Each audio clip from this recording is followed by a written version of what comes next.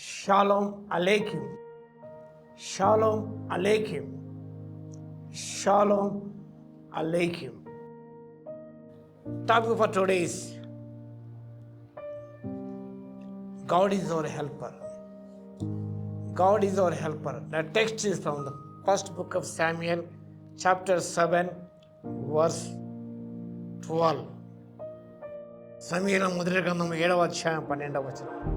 అప్పుడు సమూయేలు ఒక రాయి తీసి మిస్పాకును షేనుకు మధ్య దాన్ని నిలిపి, ఇంతవరకు యెహోవా మన సహాయం చేసిన చెప్పి దానికి ఎబెనేజర్ అని పేరు పెట్టెను. God is our helper. Reflecting upon God's past faithfulness, acknowledging Him as our active helper in the present, build a foundation of continued trust for the future. గతంలో ప్రభు యొక్క విశ్వసనీయత జ్ఞాపకం చేసుకున్నప్పుడు, గుర్తించినప్పుడు ఆయన మనకు సహాయకుడు ఉన్న సత్యాన్ని జ్ఞాపకం చేసుకుంటూ,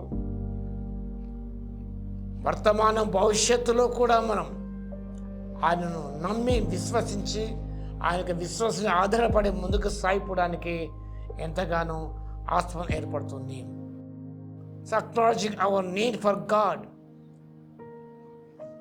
దేవుని అవసరత మనకు ఉన్నదని గ్రహించాలి. సమూయేలు మొదటి గ్రంథం 7వ అధ్యాయము 2 నుంచి 6 వరకు చదువుకున్నప్పుడు ఆ సత్యాలు అందులో కనిపిస్తున్నాయి. ఇశ్రాయేలు ప్రజలు నిజముగా వారు ఫిలిష్తీయుల చేత ఓడిపోయారు, ఎంత కృంగిపోయి ఉన్నారు. ఆ సందర్భంలో వారందరూ కూడా ఉపవాసం ఉండి ప్రార్థన చేశారు.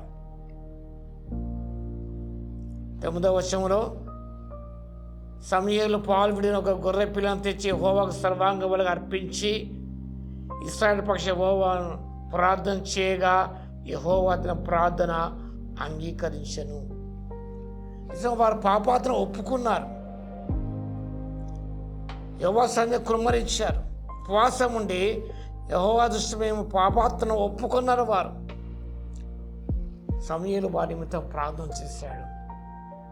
A miracle has happened. వాక్యమా గమనించినప్పుడు 10వ వచనం, సమూయేలు దహన బలి అర్పించగా ఫిలిష్తీయులు యుద్ధం చేయుటకై ఇశ్రాయేలు మీదకు వచ్చిరి. అయితే యెహోవా ఆదిన ఫిలిష్తీయుల మీద మెండుగా ఉరుములు ఉరిమించి వారిని తారుమారు చేయగా వారు ఇశ్రాయేలు చేత ఓడిపోయిరి.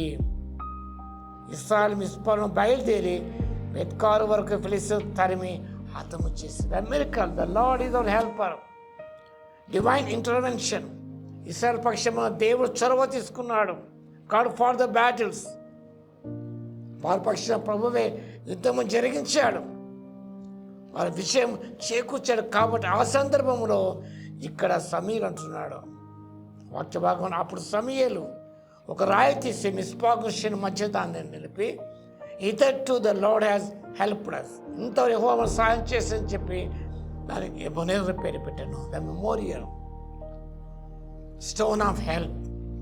తను చూసినంత కూడా God is our stone of help.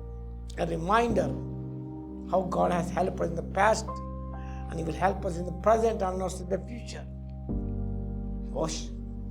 గతంలో ప్రభు సహాయం చేసినాడు, వర్తమానంలో భవిష్యత్తులో కూడా ఆయన ఎబెనేజర్గా ఉంటాడు. సత్యాన్ని మనం జ్ఞాపకం చేసుకుంటూ నిజముగా సంతోషంతో మన జీవిత యాత్రలో ప్రభు వైపు చూస్తూ ముందుకు సాగిపోవాల్సిన వారముతున్నాం.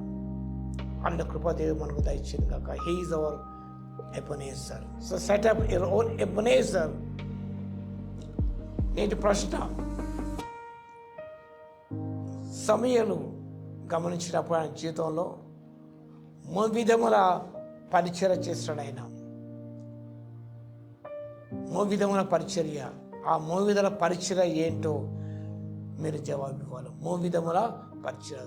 3-fold ministry of Samuel. ప్రార్థన చేసుకుందాం.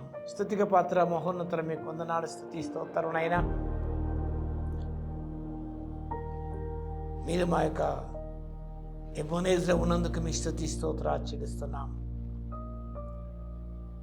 ప్రేమగల మా తండ్రి, మీరు మా పక్షమున అన్ని కార్యం జరిగించే దేవుడు కాబట్టి నాయన ప్రార్థించి మీ యొక్క ప్రమేయం ప్రతి విషయంలో ఉండేటట్టుగా చూసుకుని మా తండ్రి, మీ ద్వారా ఎన్నో విజయాలు పొందుకునే కృపను మాకు ఇవ్వగలందుకు మీ స్తుతి స్తోత్రాలు చెల్లించుకుంటూ ఘనమైన మీ నామాన్ని కొనియాడుకుంటూ మా ప్రభువును రక్షకుడైన యేసుక్రీస్తు పేరిట ప్రార్థించి వేడుకొచ్చున్నాను తండ్రి, ఆమేన్. మన తండ్రి అయిన దేవుని యొక్క ప్రేమయు, మన ప్రభువును రక్షకుడైన యేసుక్రీస్తు యొక్క కృపయు, పరిశుద్ధాత్మని యొక్క అన్యోన్య సహవాసం మనందరికీ సదాకాలము తోడే ఉండును గాక.